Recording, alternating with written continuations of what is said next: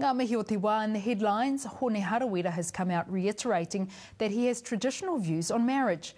The Mana Party leader will meet with the National Executive and members of his party to discuss his stance on the matter, should legislation be introduced into Parliament in the future. Mr Harawira told New Zealand's Rima that his whānau have played a key role in how he sees marriage.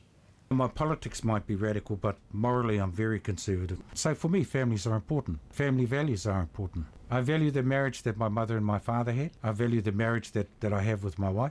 And I don't know necessarily that you just change rules just because some people say change rules. It's been reported that Mr Harawira will be pressured by a number of his members to support the bill, even though it will be decided by a conscience vote.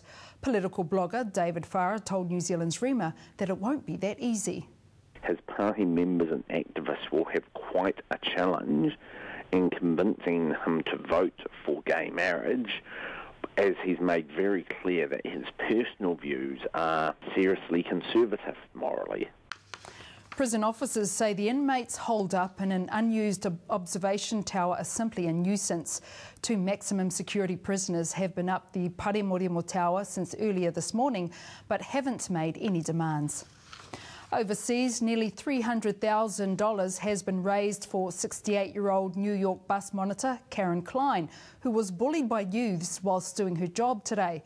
A YouTube video of the abuse went viral with 1.5 million hits within hours, and an online crowdfunding site raised the amount within hours to help send Klein on holiday.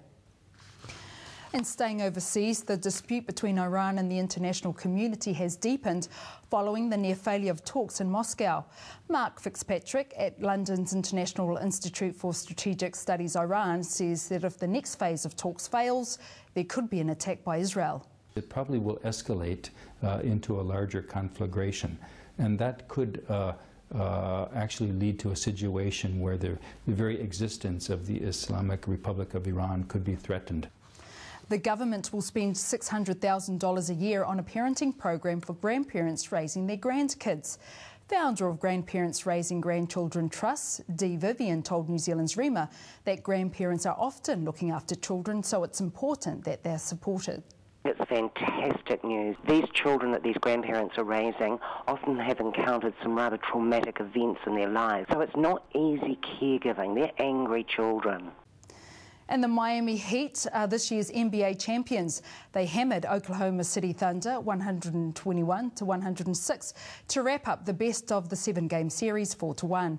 League MVP LeBron James starred with a triple-double, collecting 26 points, 13 assists and 11 rebounds. And finally, today's sure to go down as a favourite for Wellington High students. Not only were they told to eat ice cream, but they've set a world record in doing so. A 126-metre long ice cream sundae has broken the Guinness World Record by around 40 metres. I hope they didn't get brain freeze.